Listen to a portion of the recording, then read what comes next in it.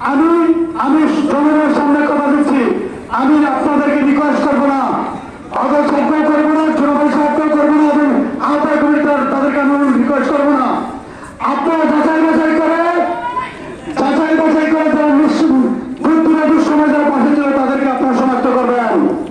সম্মানিত শ্রীপুর উত্তর ইউনিয়ন বিএনপির কর্মী সভায় উপস্থিত সম্মানিত সভাপতি, তাইপুর জেলা বিএনপির সংগ্রামী আহ্বায়ক জনাব বাদল মিয়া, অনুষ্ঠান সঞ্চালনায় সুনামগঞ্জ জেলা বিএনপির সাবেক যুগ্ম সম্পাদক, তাইপুর উপজেলা বিএনপির সাবেক সাধারণ সম্পাদক, নবগঠিত আহ্বায়ক কমিটির প্রথম সদস্য, সদর ইউনিয়নের নির্বাচিত চেয়ারম্যান জনাব জুনাব আলী, অতিথি হিসেবে উপস্থিত আছেন আমাদের তাহিরপুরের জননন্দিত সাবেক উপজেলা চেয়ারম্যান, সুনামগঞ্জ কমিটির অন্যতম সদস্য জনাব আবুল কালাম, অতিথি হিসেবে উপস্থিত আছেন আমাদের নির্বাচনী এলাকা একের বারবার নির্বাচিত সাবেক সংসদ সদস্য প্রয়াত জনাব নজির হোসেনের সহকর্মী জনাব সালমান নজির, উপজেলা যুবদল, ছাত্রদল, স্বেচ্ছাসেবক দল, কৃষক দল সহ সকল পর্যায়ের অতিথিবৃন্দ, আমার আশেপাশে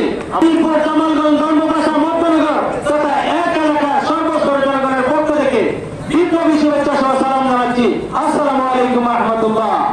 দীর্ঘক্ষণ গরমের মধ্যে আপনারা বক্তব্য শুনেছেন, অনেক মূল্যবান বক্তব্য শুনেছেন। আজকের এই অনুষ্ঠানে আমরা শুনতে পেরেছি বিগত দিনে আমাদের নেতৃবৃন্দরা কিভাবে নির্যাতিত হয়েছেন, কিভাবে ফ্যাসিস্টদের সাথে মোকাবিলা করে এখানে টিকে রয়েছেন। আমাদের অনেক নেতা আছে যেখানে নির্বাচনের 2001 সালের নির্বাচনে লোক দিয়ে কানের লতি ফাটিয়ে দিয়েছিল, রক্ত ঝরেছিল, এখানে অনেক আন্দোলন হয়েছিল। আমাদের সেই ফেরদৌস আলম ভাইস চেয়ারম্যান, সে সময় ভাইস চেয়ারম্যান ছিলেন না, নিশ্চয়ই আপনারা অবহিত আছেন।